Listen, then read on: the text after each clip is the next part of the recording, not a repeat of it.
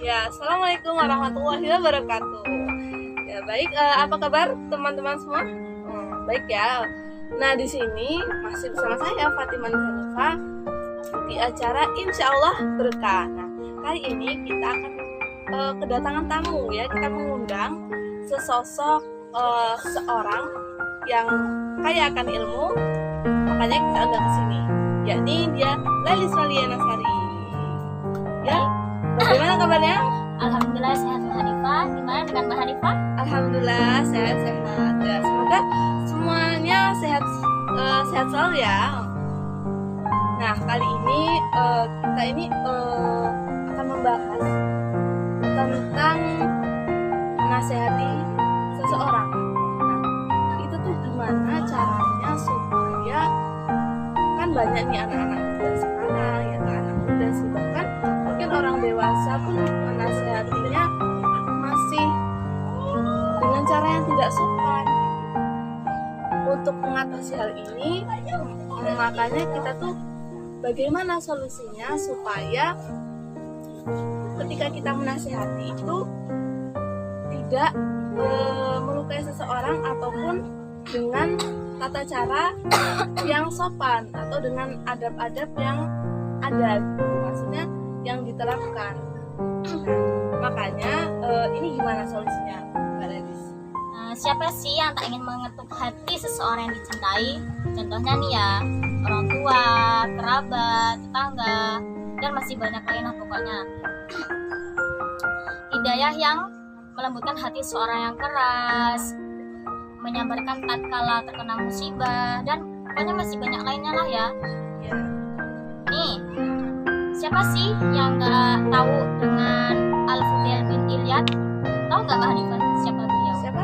Aku berlihat semua ini baru saya. Beliau yaitu dikenal sebagai seorang perampok yang ditakutin pada zaman kenabian. Oh, berarti dia itu seorang perampok. Iya, akan ditakutin lah pokoknya. Siapa namanya, Mbak? Al-Fudail bin Iyad. Ini baru ya, maksudnya saya aja baru dengar. Jadi untuk membahas tentang Al-Fudail bin Iyad adalah seorang perampok pada zaman Nabi. Iya. Lalu beliau terketuk hatinya dan mendapatkan hidayah tatkala mendengar perbincangan dua orang saudagar yang takut pada beliau. Terus berarti itu takut pada beliau. Ya itu tuh kan dia punya saudara dua itu ya. Nah dia tuh berbincang-bincang karena beliau tuh takut pada Al-Fudail bin Iyad. Di situ beliau terketuk hatinya dan masuk. Dia tuh nggak mengulangin apa kejahatannya itulah pokoknya. Oh, insaf, dia udah insaf. Iya, insaf. Dan ini ada lagi nih, Salman Al-Farisi. Oh iya, saya pernah dengar itu. Ya, Salman Al-Farisi kan dulunya beliau orang Majusi ya. Ya. Nah, beliau itu terketuk hatinya ketika melihat seseorang yang sholat di gereja.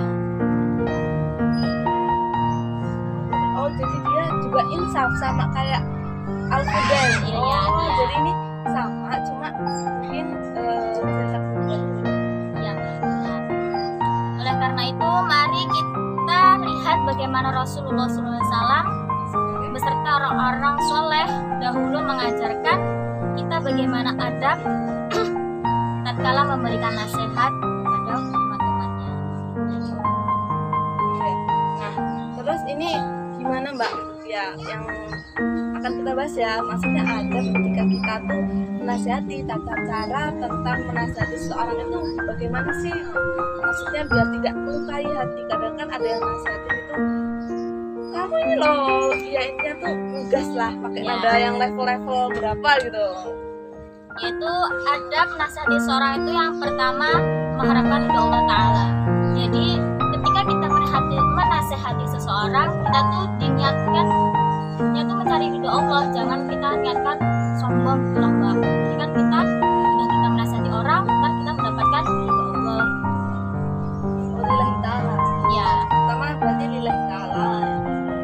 Ya, nah ini disebutkan dalam hadis riwayat Bukhari dan Muslim yang artinya sesungguhnya setiap amal itu bergantung pada niatnya.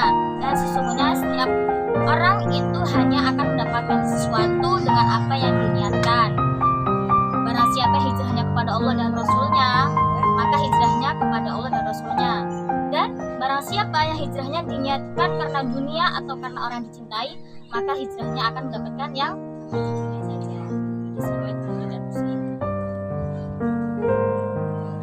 Lillahi ta'ala. Terus yang kedua, Ya karena Rasul gitu. Kan kita ikuti ajaran Rasul. ya maksudnya kan tadi adab yang pertama berarti kan Mencari mencari ridha Allah. Iya. Nah, Terus yang kedua, tidak dalam rangka mempermalukan orang yang dinasehati. nah ini kayaknya nanti dulu.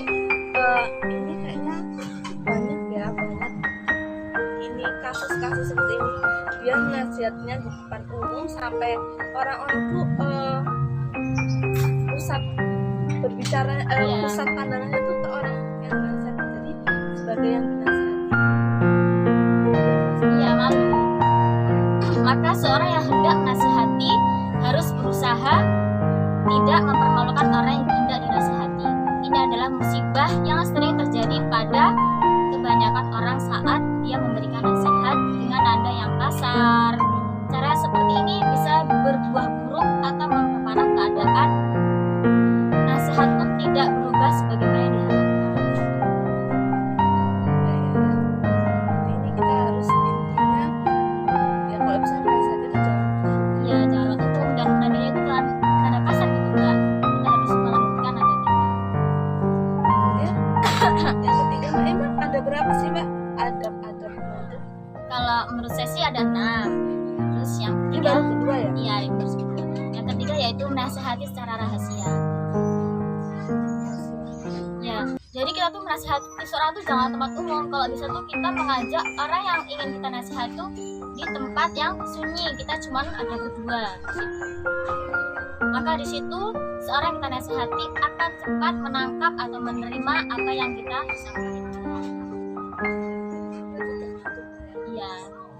Karena biar mungkin nasihatnya supaya aib-aib Iya, nggak tersebar gitulah ya. terus yang keempatnya Menasihati dengan lembut, sopan, dan penuh kasih. sopan Lembut dan penuh kasih. Intinya seorang yang hendak memberikan nasihat haruslah bersikap lemah lembut, sensitif, dan beradab di dalam menyampaikan nasihat. Sesungguhnya menerima nasihat itu diperumpamakan seperti membuka pintu. Pintu tak terbuka kecuali dibuka dengan kunci yang cocok atau yang tepat. Seseorang yang hendak dinasehati adalah seseorang pemilik hati yang sedang terkunci dari suatu perkara. Jika perkara itu tidak diperintahkan Allah, maka dia tidak akan melaksanakan, atau jika perkara itu termasuk larangannya, maka dia akan melanggar. maka dari itu kita harus Ya, dengan cara lemah lembut, sopan, dan penuh kasih. ini yang keempat ya Mbak. Terus yang kelima nih sekarang Yang kelima yaitu tidak memaksa kehendak. Maksudnya di sini yaitu misalnya nih kita nasihatin orang, nah orang tersebut tuh tidak ingin melaksanakan, ya udah kita tuh nggak usah memaksa. Jadi kalau misalnya dia ingin melaksanakan nasihat kita, ya alhamdulillah. Kalau enggak, ya udah jangan memaksa.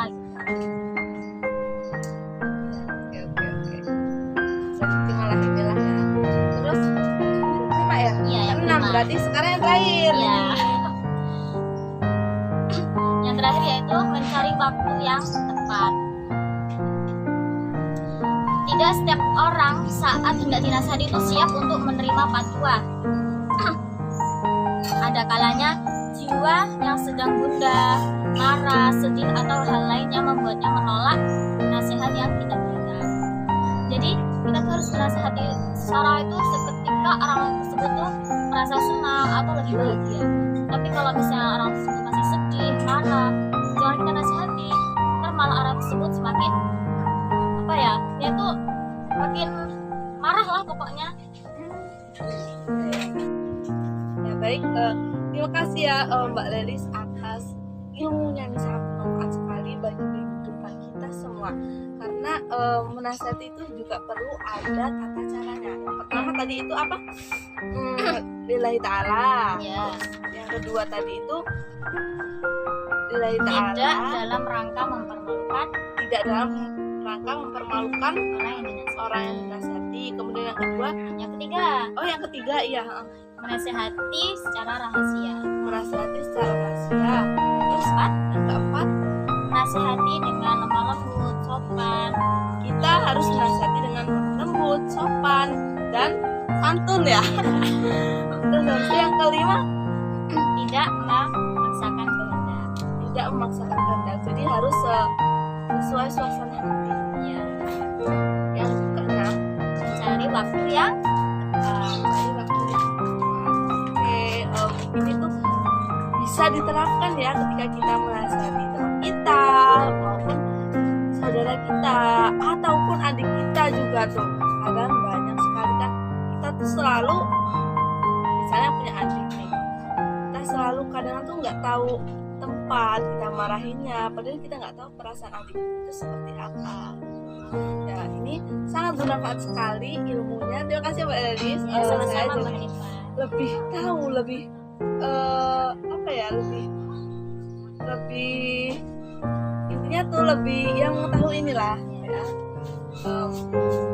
Mungkin ada pesan untuk teman-teman yang di apa ya, teman-teman di rumah. Misalnya yaitu, jika engkau ingin kebaikan pada saudaramu, maka ajaklah dia untuk bergandengan dan beriringan menuju jalannya. Bertuturlah dengan baik, berilah senyuman tatkala ia tak peduli, tunggulah, bersabarlah hingga pintu itu terbuka. Jangan kau paksa dan jangan pula kau marahi, sebab nasihat itu akan berubah menjadi pisau yang tajam yang hanya membuat goresan di hati dan akan membuat lari. Jangan kau paksa dan jangan pula kau marahi. Sesungguhnya hidayah itu ada di tangan Sang Rob yang maha membolak balikan.